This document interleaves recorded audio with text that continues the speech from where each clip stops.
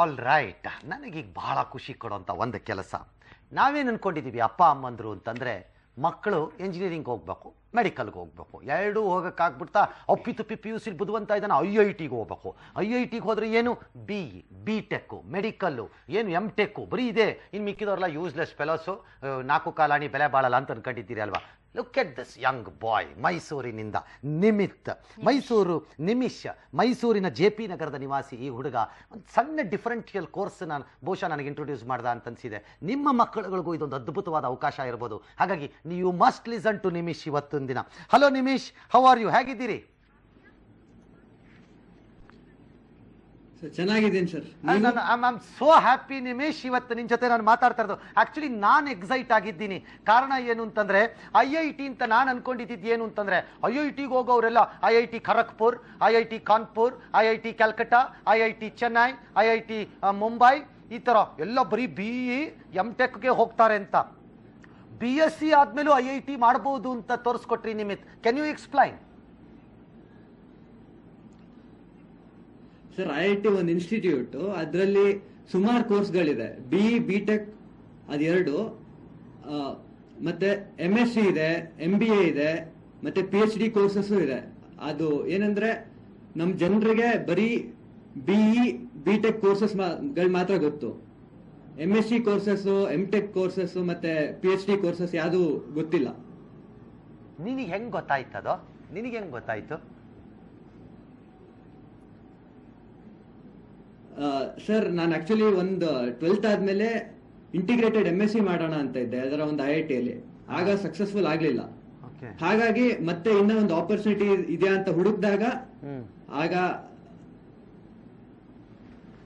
IITs ಅಲ್ಲೂ MSc courses ಇದೆ, integrated PhD courses ಇದೆ ಅಂತ ಗೊತ್ತಾಯ್ತು. Okay Nimit, all right, great. ಅದು ನೀನು ಕರ್ನಾಟಕಕ್ಕೆ, ಭಾರತಕ್ಕೆ 11ನೇ ರ್ಯಾಂಕು, ಅಂದರೆ ಕರ್ನಾಟಕಕ್ಕೆ ನಂಬರ್ 1 ರ್ಯಾಂಕ್ ತೆಗೆದುಕೊಂಡಿದ್ಯಾ. Obviously you must have studied hard. ಅದು ಈ IIT BE B.Tech ಕೋರ್ಸಸ್ ಇದೆಯಲ್ಲ, ಅಷ್ಟೇ ಟಫ್ ಇರುತ್ತಾ Nimit?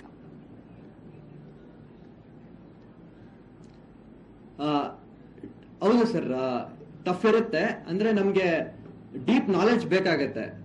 Apart from formula notes, ಅದಕ್ಕಿಂತ ಜಾಸ್ತಿ ಡೆಪ್ತ್ ಅಲ್ಲಿ ಗೊತ್ತಿರ್ಬೇಕಾಗತ್ತೆ ನಮ್ಗೆ. ಹೇಗೆ ಪ್ರಿಪೇರ್ ಆಗೋದು? ಈಗ ನಾನೀಗ BSc ಇದ್ದೀನಿ ಅಂತ ಅನ್ಕೊಳ್ಳೋಣ, ಈ ಪ್ರೋಗ್ರಾಮ್ ನೋಡ್ತಾ ಇದ್ದಾರೆ ಅಂತ ಅನ್ಕೊಳ್ಳೋಣ ಯಾರೋ ಕರ್ನಾಟಕದಲ್ಲಿ. Nimit, you are the teacher to them, tell them how to prepare. ಏನಂದ್ರೆ ಯಾವ್ದೇ ಒಂದು ಕಾನ್ಸೆಪ್ಟ್ ಎಕ್ಸಾಮ್ಗೋಸ್ಕರ ಪ್ರಿಪೇರ್ ಆಗಬೇಡಿ, ಅರ್ಥ ಮಾಡ್ಕೊಳಕ್ ಟ್ರೈ ಮಾಡಿ. ನಿಮ್ಗೆ ಆದ ಐಡಿಯಾಸ್ ನ ಅಪ್ಲೈ ಮಾಡಕ್ ನೋಡಿ. ಕೆಲವೊಂದ್ಸಲಿ ಫೇಲ್ ಆಗುತ್ತೆ, ಒಂದೊಂದ್ಸಲಿ ಸಕ್ಸಸ್ಫುಲ್ ಆಗುತ್ತೆ. ಆ ಫೇಲ್ಯೂರ್ಸ್ ಇಂದ ನಮಗೆ ಗೊತ್ತಾಗುತ್ತೆ ನಾವ್ ಎಲ್ಲಿ ತಪ್ಪು ಮಾಡಿದ್ವಿ, ನಾವ್ ಏನ್ ಕರೆಕ್ಟ್ ಮಾಡ್ಕೋಬೇಕಾಗುತ್ತೆ ಅಂತ.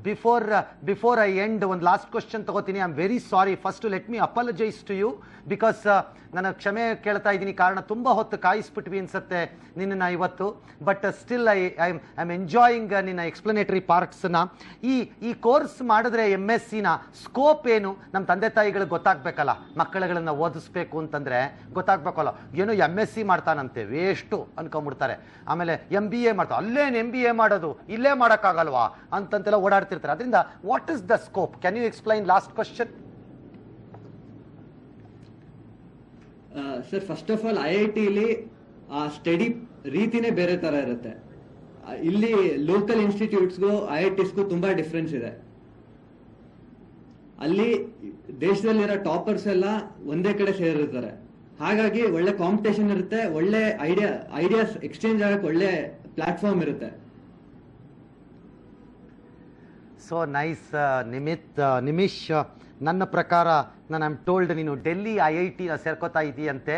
ಡೆಲ್ಲಿ IIT ಕ್ಯಾಂಪಸ್ ಬಗ್ಗೆ ನಿನಗೆ ಗೊತ್ತಿದೆಯೋ ಇಲ್ವೋ? ನನಗೆ ಗೊತ್ತಿದೆ. ಭಾಳ ವಂಡರ್ಫುಲ್ ಕ್ಯಾಂಪಸ್, ಭಾಳ ಲಾರ್ಜ್ ಏರಿಯಾ ಇದೆ. ಎಲ್ಲದಕ್ಕಿಂತ ಅದ್ಭುತ ಅಂತಂದರೆ ದಕ್ಷಿಣ ಭಾರತದಿಂದ ಹೋದವರಿಗೆ ಬೇಜಾರಾಗದೇ ಇರೋ ರೀತಿ ಒಂದು ಅದ್ಭುತವಾದ ಕ್ಯಾಂಟೀನ್ ಇದೆ. I am sure you will enjoy the Delhi campus, because ನಾನು ನೋಡಿದ್ದೀನಿ ಆ ಡೆಲ್ಲಿ ಕ್ಯಾಂಪಸ್ನ. It's a beautiful campus. You enjoy it. Thank you ನನ್ನ ಜೊತೆ ಇಷ್ಟೊತ್ತು ಮಾತಾಡಿದ್ದಕ್ಕೆ. All the best. God bless you. All right, ಅದು ನಿಮಿತ್ತಿನ ಕತೆ. ಬಿಕಾಸ್ ನಿಮಿಷ್, ಯಾಕಂದರೆ ಒಂದು ಡಿಫ್ರೆಂಟ್ ಕೋರ್ಸ್ ಅಂತ ನಂಗೆ ಖುಷಿ ಆಯಿತು ಅಷ್ಟೇ. ಪುಟ್ಟ ಬ್ರೇಕ್ ತಗೊಂಡು ಬೇಗ ವಾಪಸ್ ಬರ್ತೀನಿ.